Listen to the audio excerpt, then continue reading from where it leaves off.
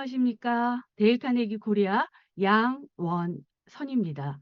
최근 굉장히 많은 기업들이 코로나 이후에 우리 회사에 맞는 이 최적의 근무 환경, 근무 방식은 어떤 것인지에 대해서 고민을 하고 있는데요.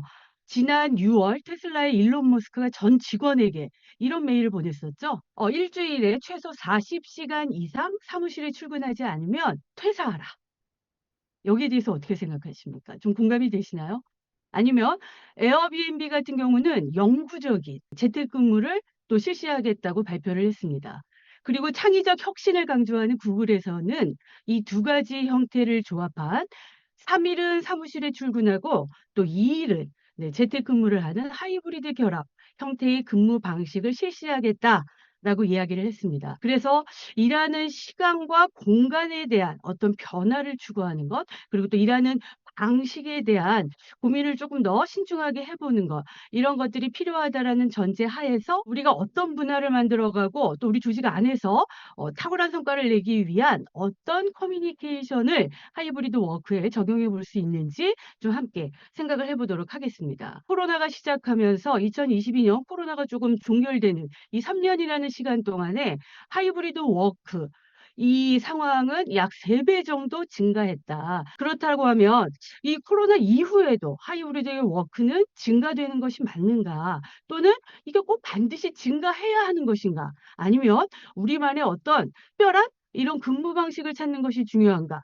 이런 고민들을 가지고 계실 텐데 일단 하이브리드 워크가 왜 필요한가에 대해서 우리가 조금 공감해 보는 것이 중요할 것 같습니다. 그 조사 결과에 따르면 재택근무 여부가 취업, 이직에 영향이 있다라고 대답한 사람들이 50% 가까이 되는 것 같아요. 이 조사는 재택근무 경험이 있는 사람들을 대상으로 조사한 결과이기 때문에 아마 유의미성이 좀 높지 않나라고 생각해 볼 수 있을 것 같은데 이분들은 또 어떤 이야기를 추가로 했는가 하면 현재 재택근무를 하고 있는 사람들을 대상으로 질문을 했을 때 재택근무가 축소되거나 폐지가 됐을 때 "더 이상 이 회사에서 즐겁게 일할 수 없을 것 같다."라는 대답을 70.3% 이상의 사람들이 해 줬습니다. 그리고 좀 더 의미 있게 우리가 생각해 볼 만한 것은 우리가 가장 중요하게 생각하는 급여나 상여금이 줄어들어도 "나는 재택근무를 선택하겠다."라고 이야기하는 사람들도 무려 30%의 결과가 나왔습니다. 이것이 의미하는 것은 무엇인가 하면 재택근무를 경험해 본 기업 또는 사람들은 재택근무에 대해서 굉장히 긍정적이다. 그리고 재택근무 유지를 원하고 있다라는 것에 대해서 우리가 좀 동의해 볼 수 있다. 그래서 좋은 인재를 유지하고 확보하고 또 좋은 인재들을 더 많이 채용하기 위해서는 재택근무 여부가 굉장히 중요한 역할을 할 수도 있다라는 부분을 좀 참고해 보실 만한 것 같습니다. 어떻게 우리가 조금 더 하이브리드 워크라는 것을 좀 좋은 인재를 유지 확보하면서도 업무 효율성을 높이는 이런 시스템으로 가져갈 수 있을까?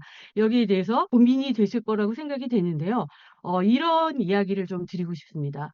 성공적인 하이브리드 워크를 위해서는 그 핵심은 어떤 물리적인 조건, 근무 시설이나 환경에 대한 변경 또는 이 하이브리드 워크를 이끌어가는 어떤 제도적인 부분, 이 부분도 물론 중요하겠지만 이것보다 먼저 우리가 앞서 생각해야 될 것은 바로 개인의 인간적인 고민이다. 이 부분을 좀 생각해 보시면 좋을 것 같습니다. 그다음에 개인의 인간적인 고민이라고 하는 것은 과연 무엇이고 또 무엇을 의미하는 것일까?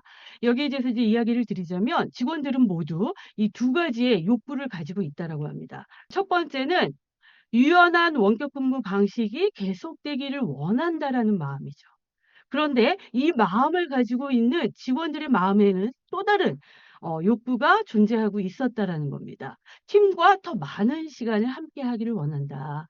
그러니까 협업에 있어서는 팀과 대면을 통해서 좀 더 좋은 성과를 내기를 원하고 그러면서도 어디에서 일할지에 대해서는 내가 주도적으로 선택할 수 있는 유연함을 기대하고 있다. 그렇다면 이 직원들의 두 가지 욕구를 모두 만족시켜 주기 위한 성공적인 하이브리드 워크에 대한 공식이 있습니다.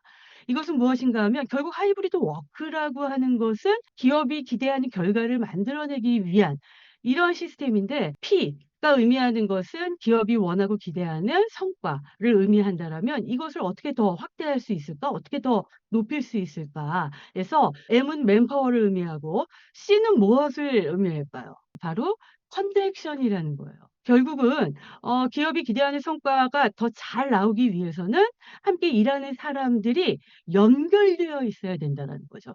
그러면 재택근무자들은 사무실 밖에서 일을 했을 때 어떻게 연결될 것인가? 이제 이 부분에 대해서 우리가 같이 좀 고민해 보는 것이 중요하다라고 말씀을 드리고 싶은데 이 커넥션은 여러 가지 의미에서 좀 생각을 해 봤으면 좋겠습니다. 재택근무자들이 조직과 어떻게 연결될 것인가? 또 그리고 팀과 어떻게 연결될 것인가? 또 이 팀의 구성원들과는 또 어떻게 연결될 것인가? 그리고 또 구성원 개인은 또 어떻게 연결될 것인가? 이 부분에 대해서 같이 좀 함께 문제를 풀어가는 이런 시간으로 생각을 해 보시면 좋을 것 같은데 먼저 이 커넥션의 가장 중요한 의미는 바로 소속감이라고 생각을 합니다. 코로나 시대를 맞이하면서 직원들의 소속감이 떨어지면서 소속감의 위기다. 라는 전문가들의 이야기가 나왔는데 소속감이 낮은 직원들은 기업에 어떤 영향을 미치는가 하면 스트레스가 굉장히 높고 또 직무 소진, 번아웃이라고 하죠.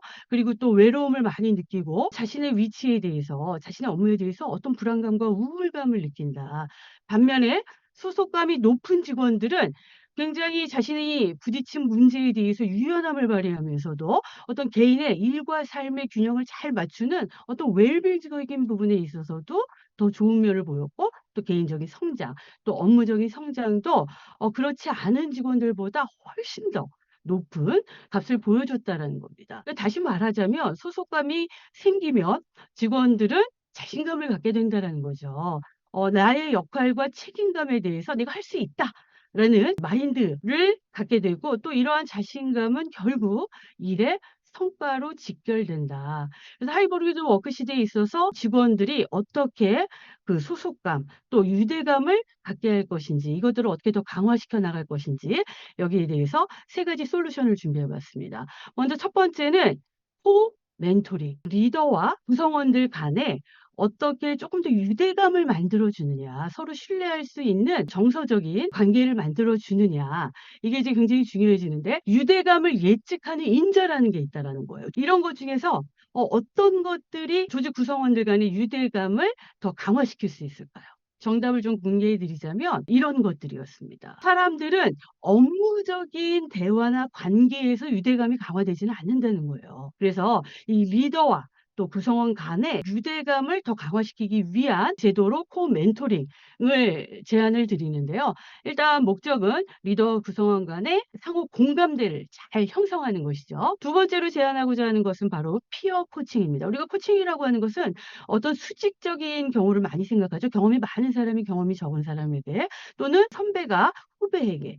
그런데 여기에서 이야기하는 피어 코칭이라고 하는 것은 동료 간의 코칭을 생각해 보시면 좋을 것 같습니다. 이것이 왜 필요한지 어떤 근거를 하나 이야기를 드리자면 구성원들은 어떤 인간관계를 기대하는가에 대한 조사를 했는데 엄격하게 일 중심의 이 업무적인 관계를 원하는 사람은 11% 밖에 되지 않았습니다. 가끔은 내 속내를 좀 드러내는 이런 우호적인 관계를 원하는 사람은 50%, 더 나아가서 친구 같은 조금 더 깊은 이러한 친밀한 관계를 원하는 사람은 39%였습니다. 다시 말해서 이 결과를 이야기하자면 구성원들은 직장에 내가 기댈 만한, 내가 조금 더 의지할 만한 이런 사람이 한 사람 정도는 있었으면 좋겠다라는 이 내적 욕구를 가지고 있다라는 거죠. 그래서 이런 것들을 반영한 것이 바로 이 동료 코치, 피어 코칭이라고 보실 수가 있을 것 같은데 이 제도의 이 방식의 중요한 목적은 바로 심리적 안정감입니다. 마지막으로는 1:1 케어라고 되어 있는데 이것이 굉장히 중요한 이유는 인게이지먼트에 영향을 미치는 조직 몰입, 직원 몰입에 영향을 미치는 가장 중요한 세 가지의 요소를 데일 카네기에서는 직속 상사와의 관계, 경영진에 대한 신뢰, 그리고 조직의 목적과 방향성 공유인데요. 이 중에 직속 상사와의 관계, 이것은 바로 직속 상사와 서로 신뢰할 수 있는 인간적인 관계를 맺는 것입니다. 팀장이 팀원을 잘 케어하는 1대1로 잘 케어하는 방식이다라고 보시면 좋을 것 같은데 방법으로는 어렵진 않아요. 마지막으로 하이브리드 워크를 좀 고민하고 계시거나 이미 도입했지만 생각만큼 잘 진행이 되고 있지 않은 또 그리고 잘 되고 있지만 더 잘하고 싶은 이러한 모든 회사들에게 던지고 싶은 두 가지의 질문은 첫 번째, 회사의 가치와 문화를 보양시켜 주는 하이브리드 워크 방식을 채택하고 있는가? 그리고 두 번째는 하이브리드 워크 방식에 회사의 모든 사람들이 적극적 긍정적으로 참여하고 있는가? 네, 이 두 가지 질문인 것 같습니다.